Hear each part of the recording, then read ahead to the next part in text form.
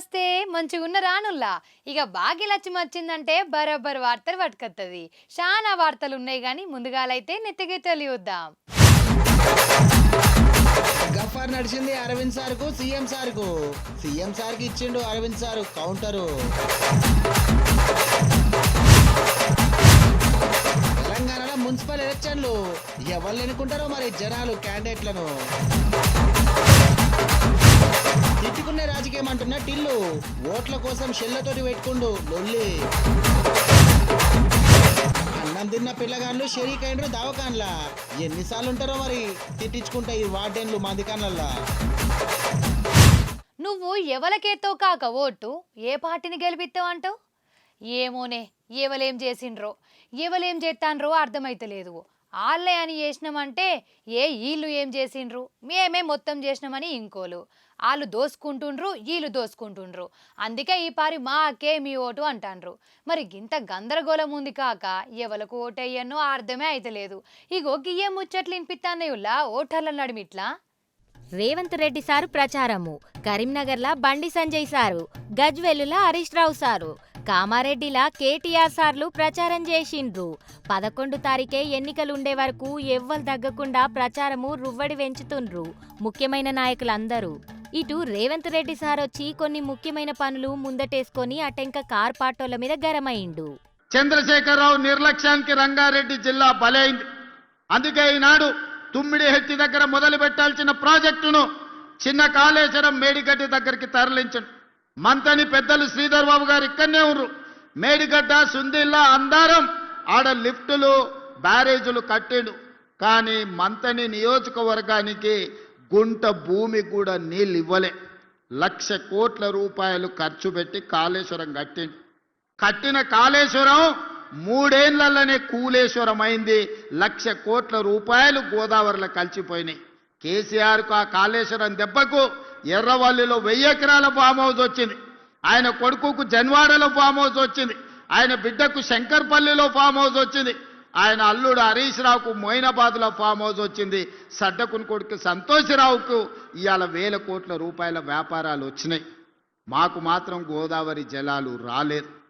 గోదావరి జలాలను అడ్డం పెట్టుకొని గోదావరి జలాల ముసుగులో 1,00,000 కోట్లు ఖర్చు పెట్టి కాళేశ్వరం కట్టి 1,000 కోట్లు కొల్లగొట్టి మీరు ఫామ్ హౌస్లు కట్టుకున్నారు, మీరు వ్యాపారాలు పెట్టుకున్నారు, మీరు టీవీలు పెట్టుకున్నారు, మీరు పేపర్లు పెట్టుకున్నారు మీ గురించి గొప్పలు రాసుకోవడానికి. కానీ మాకు మాత్రం చుక్క నీరు రాలే. వీళ్ళు ఇట్లంటే చెయ్యి అధికారం చేతబట్టి ఈడికే 2.5 ఏళ్ళైతుంది. మరి ఇప్పటిదాకా ఏం చేసిండ్రు?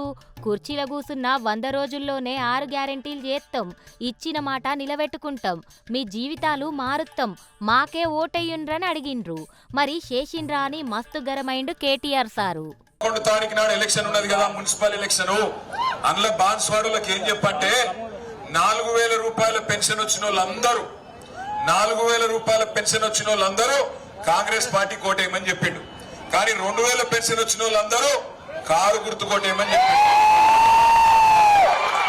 తులం బంగారం వచ్చిన వాళ్ళందరూ కాంగ్రెస్ కోటేసుకొని, కానీ కళ్యాణ లక్ష్మి షాదీ ముబారక్ 1,00,000 రూపాయలు వచ్చిన వాళ్ళందరూ కారు గుర్తు కోటేయమని చెప్పిండు. అట్లాగే నెలకు 2,500 మహిళలకు ఇస్తాన్నారు కదా మహాలక్ష్మి అని. ఆ 2,500 వచ్చిన వాళ్ళందరూ కాంగ్రెస్ కోటేయింది. కానీ బతుకమ్మ సీర తీసుకున్న వాళ్ళందరూ ఏ గుర్తు కోటేయాలి? కోన్సీ నిశానే వారి మంత్రులు గారు. ఇప్పుడు మీరు ఎల్లుండి 11 తారీఖు నాడు ఎలక్షన్ లో ఓటేస్తానికి పోయినప్పుడు అక్కడ అన్ని గుర్తులు ఉంటాయి. మీకు చేయి ఇచ్చిన పార్టీ ఉంటది, చెవులో పువ్వు పెట్టిన పార్టీ ఉంటది, మిమ్మల్ని మంచిగా కారులో కూర్చోబెట్టుకొని తీసుకుపోయిన పార్టీ ఉంటది. పంతులు గారు చెప్పిండు, మళ్ళీ మీరు నన్ను అనొద్దు. ఆయన ఏం చెప్పిండంటే 11 తారీఖు నాడు ఒక కారు గుర్తు దిక్కు తప్ప వేరే ఏ గుర్తు దిక్కు చూసినా కళ్ళు పోతాయట. తర్వాత నాకైతే తెలియదు. మళ్ళా కళ్ళు ఖరాబ్ అయితే ఇప్పుడు కంటి వెలుగు ప్రోగ్రామ్ కూడా లేదు. ఇదివరకు కేసీఆర్ ఉన్నప్పుడు కంటి వెలుగు ఉండే, ఇప్పుడు అది కూడా తీసి పారేసారు. కరీంనగర్ లో ప్రచారం చేసిన బండి సంజయ్ సారు మస్తు గరమైండు చెయ్యి పార్టీ మీద. ఇవాళ మే పైసలు తీసుకొచ్చి ఎవరు 3 సార్లు ఇచ్చిండు. 3 సార్లు ఇంకా ఇస్తాను నాకు చెప్పాడు. కర్మేళ మేయర్ గెలిస్తే నేను పక్కా పైసలు ఇస్తా అన్నాడు. ఇవాళ మేమేమో ఢిల్లీ నుంచి పట్టుకొస్తాం. ఇక మొదదానిక బీఆర్ఎస్లో కోటేసారు. కారు కేసీరా 11 సంవత్సరాల మీకేమన్నా న్యాయం జరిగిందా? చెప్పు, జరిగిందా? ఆ కారు షెడ్ల పడ్డది, గంగుల కమ్మల కన్నా బయటికి వెళ్తలేడు, ఇక వెళ్తలేడు. ఏడవైనా నీకు ముగ్గిని చాలా ఓటెత్తివి, పెన్షన్లవే, ఇంకా 3 సార్లు ఇచ్చిన బియ్యము నీ పేరు చెప్పుకోవద్దువి, 3 సార్లు ఇచ్చిన ఇండ్లు లేవే, 3 సార్లు బాతుల పైసలు లేవే, 3 సార్లు ఇచ్చిన రోడ్లు లేవే, 3 సార్లు ఇచ్చిన జాగలు లేవే అని చెప్పంటే ఆయన బయటికి వెళ్తలేడు. కాంగ్రెస్ పార్టీని కమలం పార్టీని తిట్టిపోసింది Harish Rao sir. ప్రజ్ఞాపూర్లా Gajwel bus stand బారణ పడైంది, ఇంకా చారణ పన్నెండు చేసింది 2.5 ఏళ్ళ అట్లనే పడ్డ వ్యక్తి. ఇంకా వీళ్ళట వచ్చి గల్లీలలో ఓటు అడుగుతారట. దయచేసి ఆలోచన చేయండి. ఇక నడిమిట్లో బీజేపీ మోపైండు. అసలు వాడు ఏమైనా చేసిండు ఆ తల్లి మనకు? అరే ఎరువు బస్తాల ధర పెంచిండ్రు, పాల ధర పెంచిండ్రు, జిఎస్టీ పెట్టిండ్రు. కేసీఆర్ గిడకి రామాలయం ఎంత మంచి కట్టిండు చెల్లె, మున్పట్లకనే ఉందా రామాలయం? గా శివాలయం ఎంత మంచి కట్టిండు, గా పాండవుల చెరువు ఎంత మంచిగా చేసిండు, గా రాజు పార్క్ ఎంత మంచిగా అయింది. ఆలోచన చేయండి. అందువల్ల దయచేసి నేను మీతో కోరేది ఈ మనం సర్దిదిన్న రేవు తలవాలి. ఇగిటు చిన్న పెద్ద నాయకులు సుతం ఎన్నికల ప్రచారంలకు అత్తాన్రు, ఓట్లేయమని అడుగుతాన్రు. ఇటు మంచిర్యాల జిల్లా షెన్నూర్లా అభ్యర్థులను గెలిపియుండ్రని అందరూ ఇంట్లోకెళ్లి బయలుదేరిండ్రు. వీళ్ళకి అవకాశం ఇచ్చిన మంత్రి వివేక్ వెంకటస్వామికి దండాలు చెప్పిండ్రు. 15వ వార్డు అభివృద్ధికి ఎంతో కృషి చేసేటువంటిగా చేయాలని నా మనసులో ఉన్నది. ఏది రోడ్లు కానీ నాలీలు కానీ ఏవైనా పని చేయాలి అని అనుకుంటున్నాం. కాంగ్రెస్ పార్టీ తరఫున నాకు పిలిచి నాకు ఈ అవకాశం ఇచ్చినందుకు వారికి కూడా నేను ధన్యవాదాలు చెప్తాను. వారు కూడా మీకు ఏ పని ఉన్నా నీ వార్డులో మేము పని చేసి పెడతామని చెప్పినారు. 15వ వార్డును ఖచ్చితంగా ఏ పని మిగలకుండా చేసి పెట్టేటువంటిగా చేయాలని నా మనసులో ఉన్నది.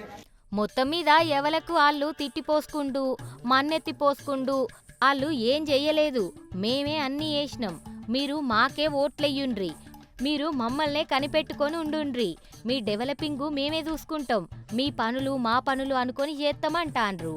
ఎంతన్నా ఏం చేసినా సుతం ఓట్లయ్యే వరకే, మంచిని చూసి ఓటేయాలే, మార్పు కోసం ఓటేయాలే అంటాన్రు తెలివిగల్లో ఓటర్ దేవుళ్ళు.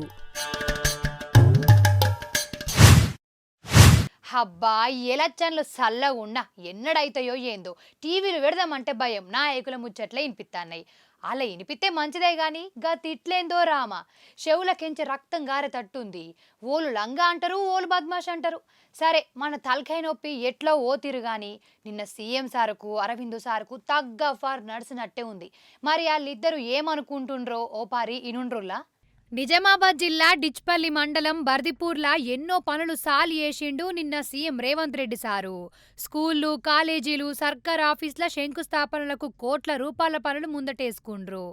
అటెన్క ఆడ పోటీ చేసేటోళ్లతోటి ముచ్చట పెట్టి అందరూ గట్టిగా పోటీ చెయ్యాలి అని ధైర్యం చెప్పి స్టేజ్ మీదికొచ్చిండు. ముఖ్యమైనోళ్ళందరూ మాట్లాడినాక రేవంత్ సారు మైక్ అందుకొని లోకల్ కమలం పార్టీ ఎంపీ అరవింద్ సారుకు సూటి పెట్టిండు. ఇవాళ మళ్ళీ మోడీ మంత్రం చదువుతున్నాడు ధర్మపురి అరవింద్ గారు. నేను అడుగుతున్నా, అయ్యా గల్లీలో కౌన్సిలర్ కావాలంటే, గల్లీలో మోరీ తీయాలంటే మేము ఢిల్లీకి వెళ్ళి మోడీని అడగాలనా? ధర్మపురి అరవింద్ గారు మీరే పార్లమెంట్ సభ్యులు కదా, ఈ 7 ఏళ్లలో నువ్వు ఏమి తీసుకొచ్చినావో లెక్క చెప్పు. మిమ్మల్ని 2 సార్లు ఎంపీగా గెలిపిస్తే మోడీ గారి దగ్గర నీకు చాలా పరపతి ఉందంటావు కదా, మరి మోడీ గారి దగ్గర పరపతి ఉంటే ఎందుకు మీరు స్మార్ట్ సిటీ కింద నిజామాబాద్ను తీసుకురాలేకపోయినరు?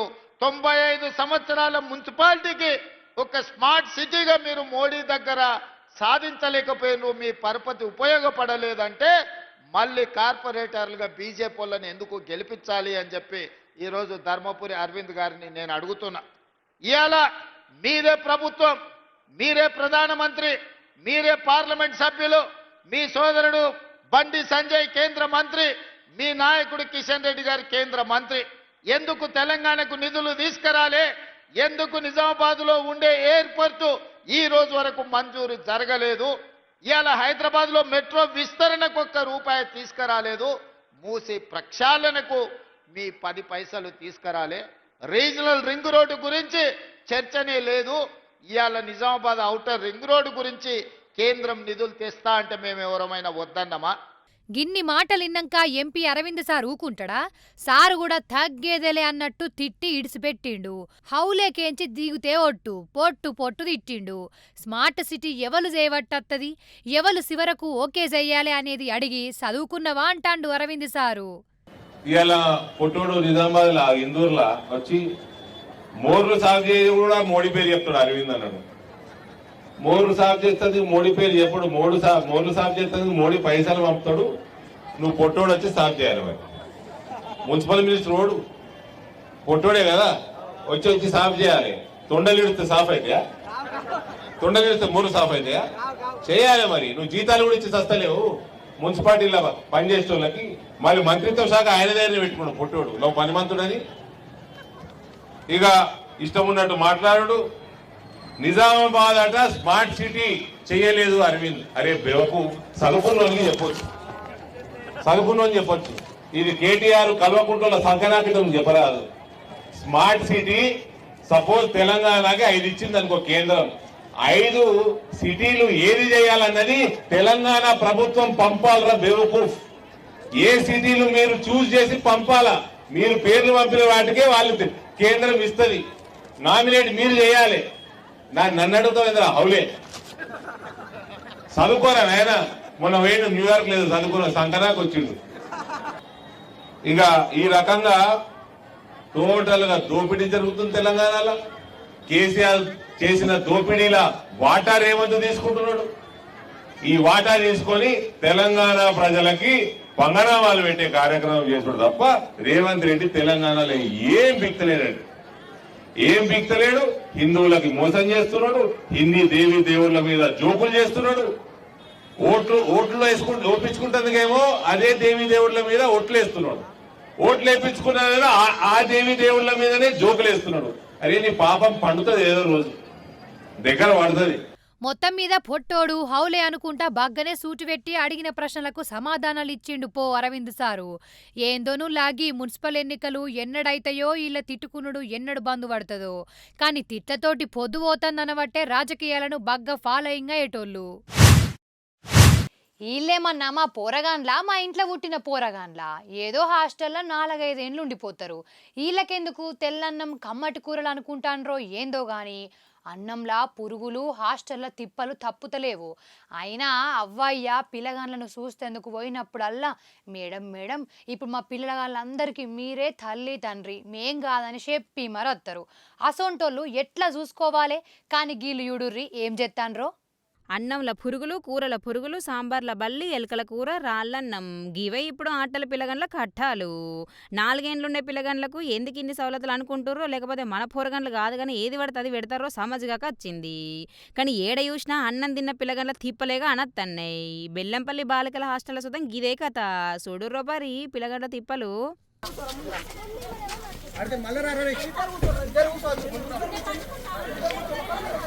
రాత్రి తిన్న అన్నంలో పురుగులు వచ్చినాయట.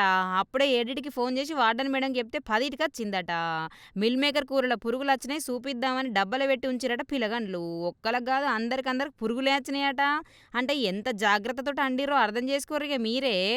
బియ్యంలోనే వచ్చినాయో మిల్ మేకర్ కూరలనే వచ్చినాయో పురుగులు కానీ 5 తిన్న పిల్లగండ్లు తిప్పలు పడి వాంతులు చేసుకుని దావకంలో షెరిక్ కావాల్సి వచ్చింది.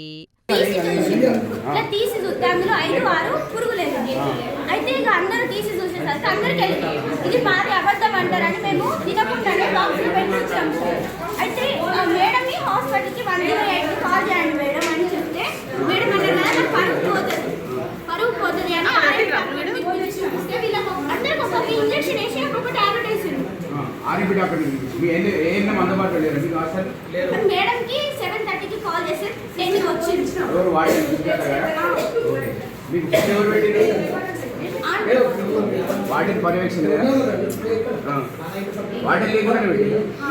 మీ ఇంట్లో పిల్లగండ్లు కాదా, మీరు కన్నా పిల్లగండ్లు కాదా? పిల్లగండ్ల పానాలంటే పట్టింపు లేదా? అలా తిండి మీద ధ్యాస లేదా? అండినమా పెట్టినమా? పేదోళ్ళు కదా ఏది పెడితే అదే తింటారు, ఎట్లా పెట్టినా అడగరు అనుకున్నట్టున్నారు.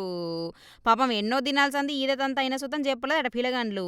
కానీ పానం మీదకి వచ్చే వరకు ఊకుంటారా? అయినా మిమ్మల్ని కొలువులో పెట్టిందే అలాగే తిండి పెట్టేతందుకు, అలా మంచిడలు అరుచుకునేతందుకు. అనేటోళ్ళు ఏం చేస్తారు? ఆర్డర్ మేడం ఏం వెళ్ళ పెడుతుందని గోడు ఏడ్చే పిల్లగండ్ల తిప్పలు చూసి చూడలేక తల్లిదండ్రులు అడుగుతుర్రు ఇట్లా. అది హైపర్ వెంటిలేషన్ సిండ్రోమ్ సార్. కొంచెం ఆ గూగుల్కు టెన్షన్ ఈ టెన్షన్కి కొంచెం ఇట్లా అయిపోయింది, పాయిజన్ అయితే అయింది. ట్రీట్మెంట్ అయితే ఇస్తున్నాం, ఇది కూడా చూస్తాం. ఎవరికి ఇబ్బంది రాకుండా చూడండి. ఇక్కడ ఏమన్నా మీకు ప్రాబ్లం అనిపిస్తే జిల్లా హాస్పిటల్ పంపిస్తాము.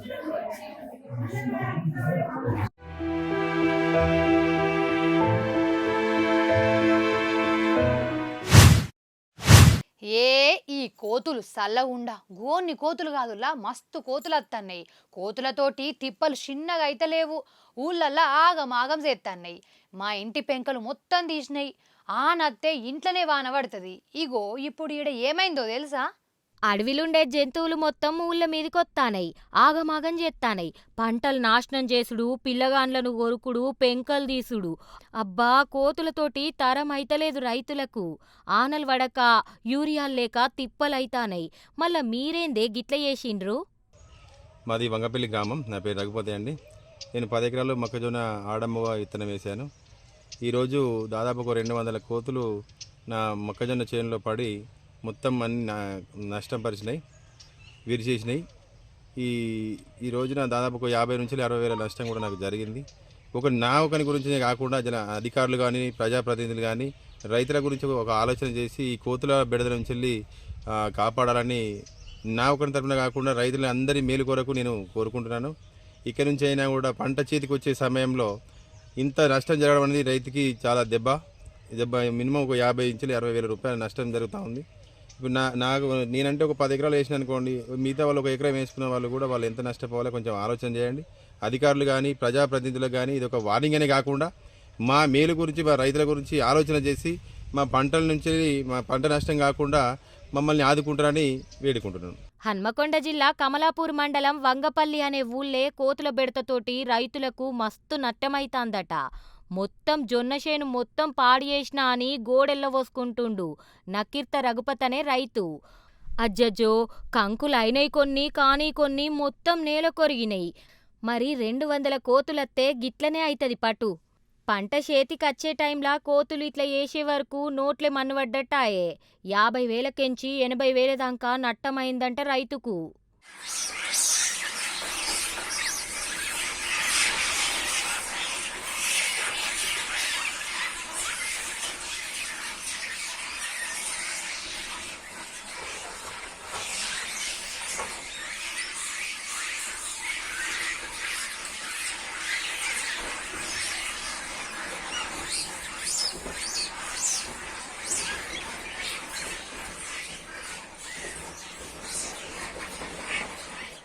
గమున్న సర్పంచ్ ఎలక్షన్ల టైంలా చాలా మంది కోతులను పంపిస్తానన్నారు.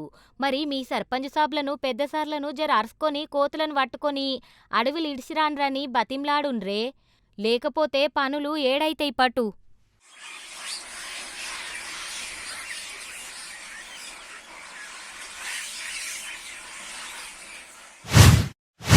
ఆనకాలం వచ్చిందంటే మస్తు ఉంటాయి దోమలు. మలేరియా, డెంగ్యూ, టైఫాయిడ్ ఇట్లా ఏ రోగం వస్తుందో అని జనాలు గుబులు పడతారు.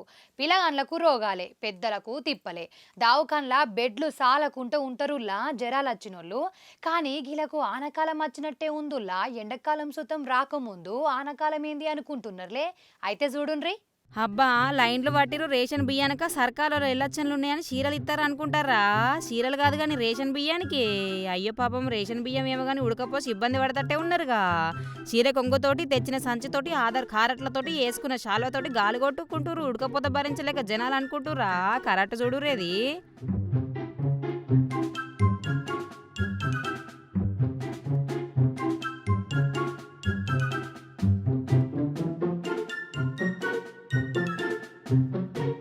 రేషన్ బియ్యానికి పోయిన జనాలు గాలి కాదు కొట్టుకుంది, దోమలు కొట్టుకుంటారు రైన్లో నిలబడి. పీర్జాది కూడా రేషన్ షాప్ ముందర బియ్యం కోసం నిల్చున్న కథకిది. రేషన్ బియ్యం తీసుకోవాలంటే దోమలను దాటుకొని పోవాలన్నట్టు. ఊరి శివర్నో చెత్తకుప్ప దగ్గర ఉందనుకునేరు. కొట్టు హైదరాబాద్లో ఉన్న ఉప్పల్ పీర్జాది గూడలో ఉంది గిట్ల కథ.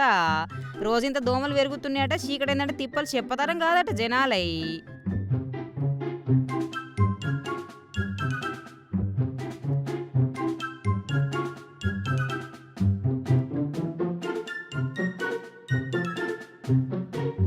ఇక ఇక ఆనకాలం అత్తే పెరుగుతాయి దోమలు. నీళ్లు నిలిచినా కుండల బువ్వ ఖరాబ్ అయి నీళ్ళు నచ్చినా చెత్త తయారైన కుప్పలు నిండిన నాళలు నిలిచినా దోమలు నిండుతున్నాయి. జనాలకు తిప్పలైతున్నాయి. దోమల మందులు కొట్టుర్రి, జెట్ బిల్లలు పెట్టుకోర్రి, ఆల్ అవుట్లు ఆన్ చేసుకోర్రి, కానీ గిట్ల దోమలు నిల్చోకుర్రి, రోగాల పాలు కాకుర్రి అన్నమాట గీ ముచ్చటరికైన జనాలు.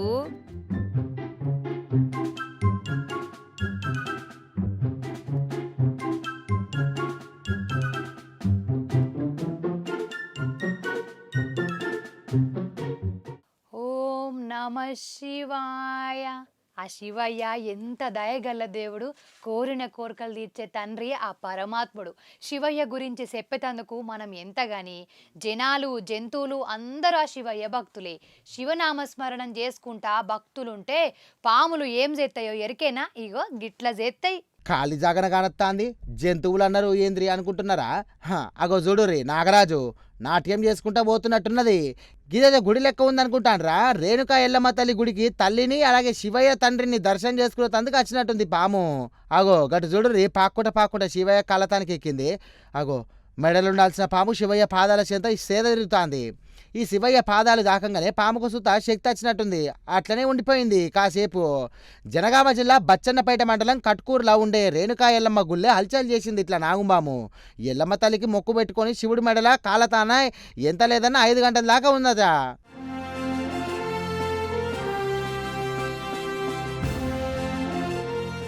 పాముకు చెవులుండయి, చిన్న మెదడు సుత ఉండదు. అవి ఆలోచించాయి, పగబట్టాయి. తెలివిలేని పాములు అనుకుంటారు చాలా మంది. కానీ గిసంటివి చూసినప్పుడు శివయ్య మెడలో ఉండే పాము స్థానం యాదికొచ్చి పాముల సుత దేవుళ్ళే. అందుకే ఆ శివయ్య తానికి నేరుగా వచ్చి కోరికలు చెప్పి కట్టాలు ఏకరువు పెట్టుకునేందుకు వచ్చింది అనుకోబట్టే ముచ్చటెరికైన జనగామ జనాలు.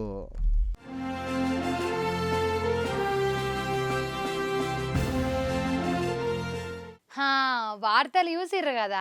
ఇగో ఇంకా మీతోని ముచ్చట పెట్టబుద్ధి అవుతుంది కానీ అర్ధగంట మా ఇల్లే ఓడిసిపాయే. మళ్ళీ వచ్చినప్పుడు ఇంక మంచి వార్తలు పట్టుకత్తా. మనని పొయ్యొద్దునా. ఉంటా మరి.